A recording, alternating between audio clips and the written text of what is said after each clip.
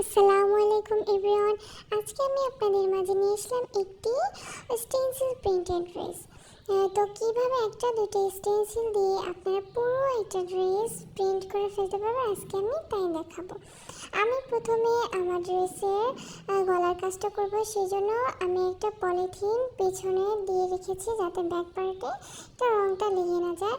আর একটা পায়ের স্টেনসিল নিয়েছি যেটা দিয়ে আমি এখন গলার কাজ করব। যেহেতু আমি একটা বেবি ড্রেস করব আর বেবি ড্রেসের গলার কাজ করব, তাই আমি স্টেনসিলের 3/1 দিয়ে ডিজাইন করব। কারণ বড় দিলে হয়তো ভালো লাগবে না, আমার কাছে মনে হলো এটাই ঠিক। হালকা হালকা রং নিয়ে আমি স্টেনসিলের উপর ট্যাপ ট্যাপ করে লাগিয়ে নিচ্ছি।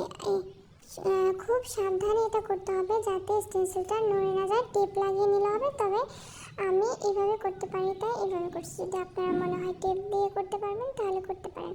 এটা একদম হালকা হালকা নিতে হবে যাতে বেশি নিলে রঙটা লেগে যাবে, ছড়াই যাবে, ডিজাইনের বাইরেও চলে যাবে। এখন দেখুন আমার কাজটা শেষ, কত সুন্দর হলো। তো এইভাবে আমি হালকা রং নিয়ে করছি যাতে এটা আর ছড়াই না যায়। দেখুন আমারটা ছড়াই যায়নি।